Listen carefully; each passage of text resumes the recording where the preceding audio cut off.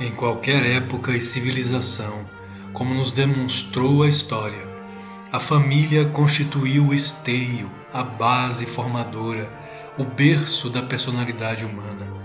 A família é a célula máter de uma sociedade, e quando essa célula-mãe é corrompida, a mesma sociedade entra em colapso. O ataque à família tem ocorrido não apenas no Brasil, mas em todas as nações que algum dia adotaram o socialismo como modelo político, quando os governos se declaram socialistas. Eles trabalharam durante décadas, silenciosamente, sorrateiramente, para implantar o socialismo nas igrejas, nas escolas, nas universidades, nos movimentos sociais e de inclusão. Utilizando métodos ensinados por Antônio Gramsci, instalaram o vírus do socialismo nas mentes e, por meio do politicamente correto, amordaçaram a verdade, como forma de destruição da família e dos valores morais e espirituais que a devem nortear. Utilizaram os meios de comunicação, as novelas, as revistas, a internet. Trabalharam no sentido de banalizar o adultério, a traição, fazendo apologia à pedofilia, ao incesto, ao espírito de vingança e a outros sentimentos e práticas que poluem a consciência de uma grande parte da sociedade e são a causa de inenarráveis sofrimentos, como o divórcio, o desamor aos filhos e aos pais, aos amigos e à própria verdade, à pureza de espírito, à nobreza da alma. Tal qual lobos travestidos de cordeiros, fingem defender a democracia e os direitos humanos, mas transformam criminosos em vítimas e homens e mulheres trabalhadores em opressores de uma sociedade desigual. Culpam o sistema, as igrejas, as religiões, o modelo vigente, as escolas e os governos, mas sempre se isentando de qualquer culpa. Todos são culpados, menos eles.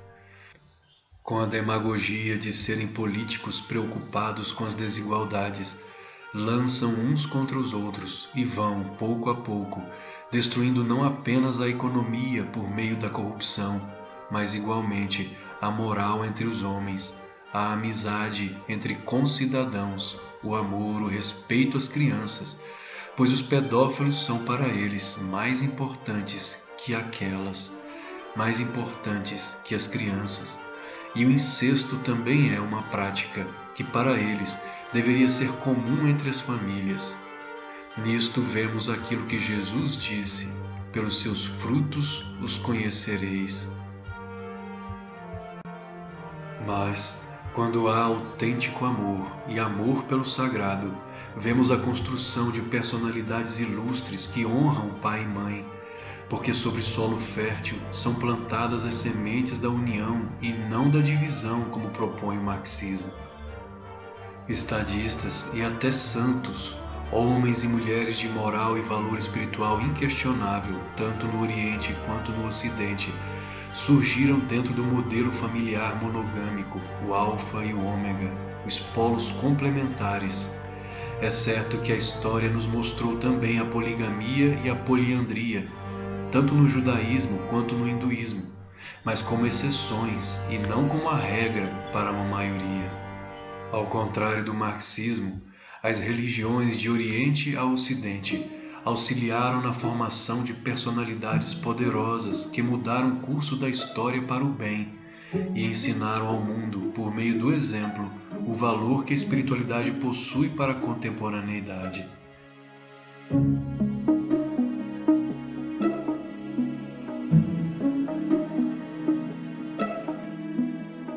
Por isso é possível afirmar que os grandes homens surgem do seio de famílias bem estruturadas e, por meio de suas vidas exemplares, trazem benefícios à humanidade.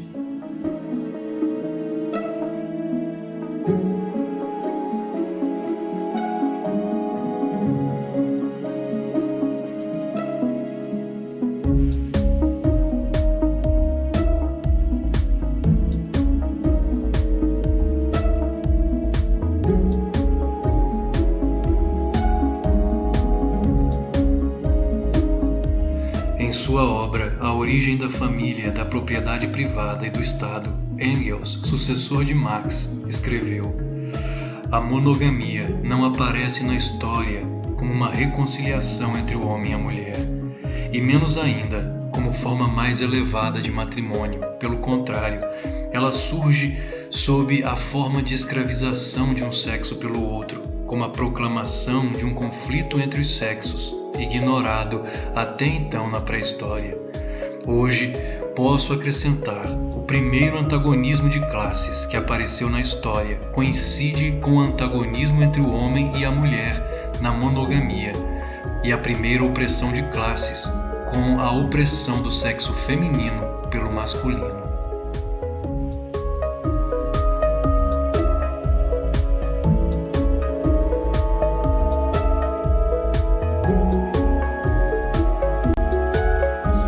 Engels utiliza-se de um sofisma, uma falsa lógica, baseada não na verdade em relação à monogamia, porque não apenas o homem pode ser opressor em uma relação, a mulher também o pode e muitas vezes assume um papel de comando. Isso não significa, porém, que a opressão masculina não tenha existido em um universo patriarcal. Sabemos que sim. Entretanto, o problema não está no modelo monogâmico em si mesmo, como afirma Engels, ou no modelo de família burguesa, como afirma o Manifesto Comunista, mas na falta de humildade, amor e verdadeira espiritualidade de um dos cônjuges ou de ambos.